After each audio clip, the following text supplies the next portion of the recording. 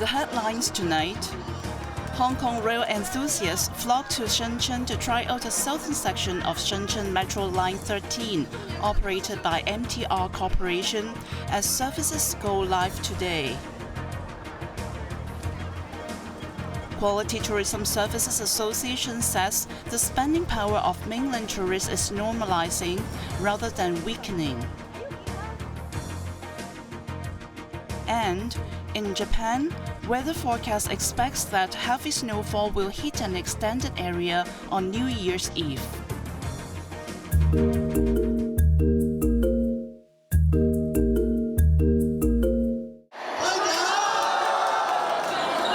The long-awaited southern section of Shenzhen Metro Line 13, connecting Shenzhen Bay checkpoint with the mainland city's vibrant metro network, officially went into operation today after completing a 3-month trial run without passengers.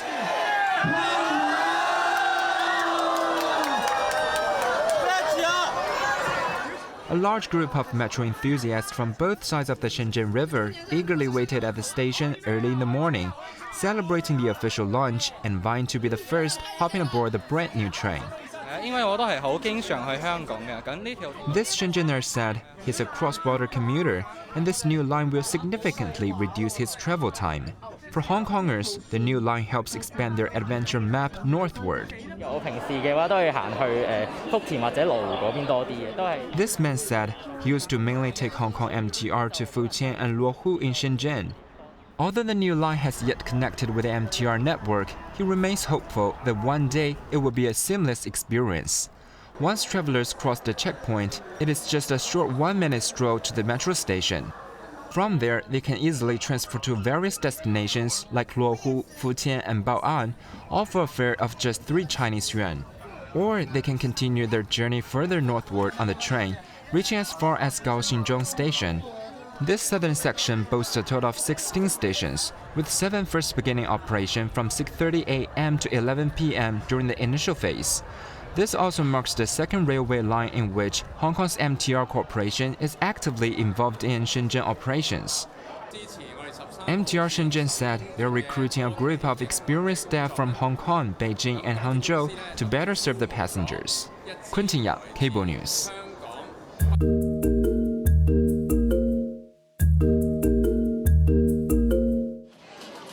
The city's catering sector saw a 10 to 20% monthly increase in business volume during Christmas holiday, thanks to local residents' willingness to spend and the resumption of the multiple entry visa policy for Shenzhen residents. However, talking to iCable News, chairman of the Quality Tourism Services Association Simon Wong also noted a 5 to 10% year-on-year decline. He addressed concerns about the weakening spending power of mainland tourists, suggesting it might actually be normalizing to levels seen with international visitors, urging business owners not to expect a quick rebound to previous spending levels. As long as the catering and retail industries adapt to the new market conditions, they can still achieve stable business, though not as lucrative as before, Wang said, hoping that mainland economic policies will gradually improve the business environment in Hong Kong. Additionally, the chairman mentioned a surge in applications from merchants wishing to join the Quality Tourism Services program, emphasizing the association's commitment to quality over quantity and plans to continue enhancing service standards. With the launch of the new premium taxi fleets, the association aims to extend quality tourism services to the taxi trade in the coming year.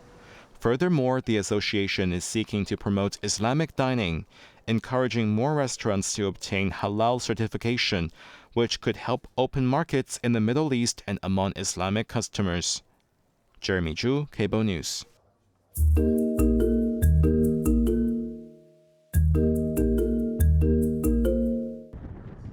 Technology Minister Sun Dong said the first 3 buildings of the Hong Kong section of the Hetao Shenzhen Hong Kong Science and Technology Innovation Cooperation Zone are nearing completion and are set to launch by mid-next year. Taking to the airwaves, Sun pointed out that the focus on innovation and technology development lies in transforming technology into productivity, with the key challenges being land and capital. He mentioned this year's policy address, of which a $10 billion fund was proposed to guide social investment in strategic I&T industries. On the topic of land, he highlighted that the government has not proposed land support policies in over 2 decades. However, his bureau has been actively negotiating with the Science Park over the past few months to implement land incentives aimed at attracting businesses to establish production lines in the region. The technology chief also highlighted that government effort alone is not enough. Collaboration with various sectors, especially the business community, is essential. He described this collaboration as a major challenge for the government in the future. Additionally, addressing Hetao's transportation concerns, Sun said authorities are studying the issue and expect the transport to improve as the park's population grows. The western axis connecting Fanling and Santing Highway to the park officially opened in October this year. Residents can use the Shanshui or Yunlong MTR stations to reach the park by road, Sun noted. He also mentioned the Kuton station, expected to be completed by 2027, will provide more commuting options, while the Northern Link construction timeline will be announced by the Transport and Logistics Bureau. Jeremy Zhu, Cable News.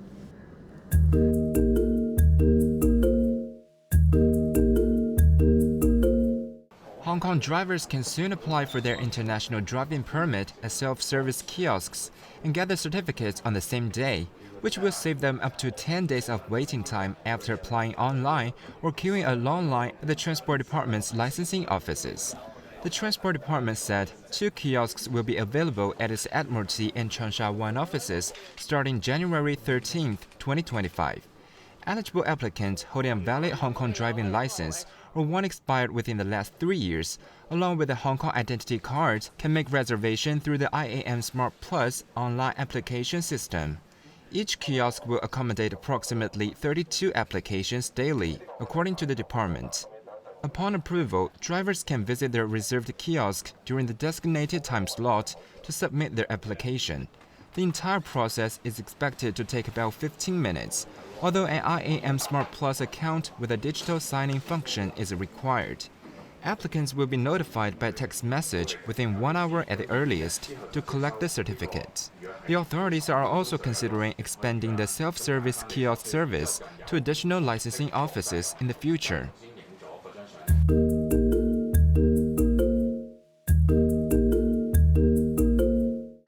Unaffected by the long holiday travel, exhibitors at the Hong Kong Food Festival in Wan Chai are reporting better than expected business, with bustling visitors making bulk purchases as the event is about to draw a close.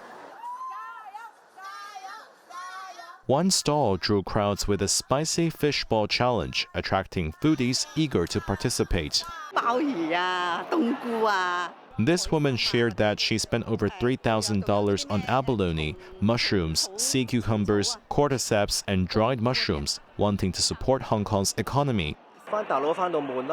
This man said he found shopping locally more appealing than traveling to the mainland, as it offered a change from the usual. Exhibitors reported that business was 20 to 30% ahead of expectations. This durian exhibitor noted they initially feared residents would shop across the border, but it turned out the opposite, with stock running out on the first 2 days and requiring replenishment. Another exhibitor who sells snacks and desserts mentioned their kitchen staff worked overnight to prepare more stock, which they expect to sell out by the end of the festival. The 4-day food event held at the Convention and Exhibition Center will conclude on Sunday at 7 p.m. And now might be a perfect time for bargain hunting, since the exhibitors are making final sales pushes. Jeremy Zhu, Cable News.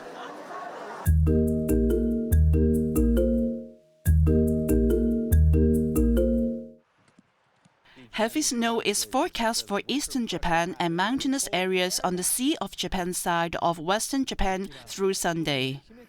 The Japan Meteorological Agency cited a wind pressure pattern and a cold air mass for what is said could develop into warning level snowfall. In the Sukayu district of Aomori, the capital of Aomori Prefecture in northern Japan, more than 3 meters of snow had accumulated. In Junnan Town, Niigata Prefecture, nearly 2 meters of snow had accumulated. Other areas also experienced heavy snowfall, with a 24-hour period exceeding 40 to 60 centimeters of snow. Apart from heavy snow, cold temperatures are expected to intensify from January 1st to 3rd as well. The forecaster is urging people to remain vigilant against traffic disruptions and snow landing on power lines and trees.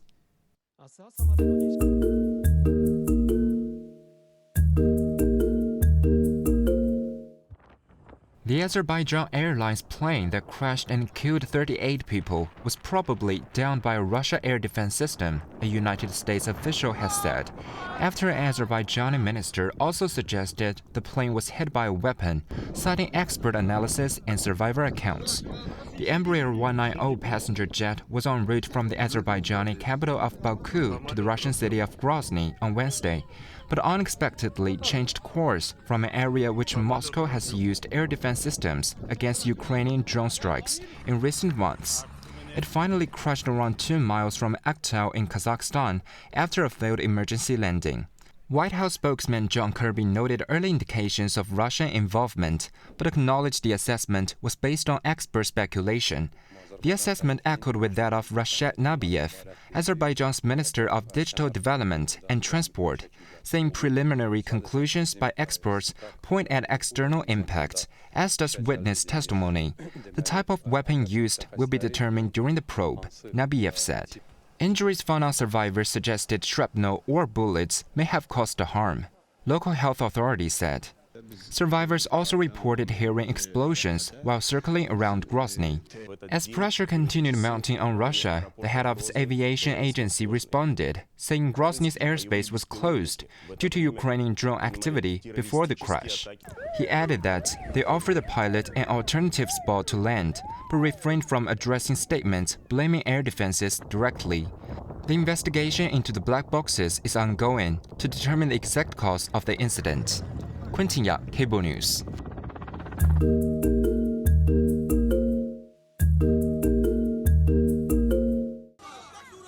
India held a state funeral for former Prime Minister Manmohan Singh, who passed away on Thursday.